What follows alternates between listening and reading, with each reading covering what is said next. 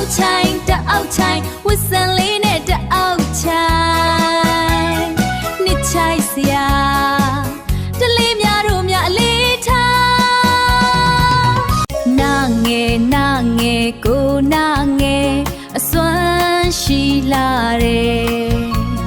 နှကငယ်နဲ့နှစ်ပန်းလုံးဘယ်တော့မှသူမရှုံးပတ်ဆောင်လေးပလွေတန်ချိုပေးပဝါလေးနဲ့ရွှေမင်းသမီးပထမရလို့ရှုမညီ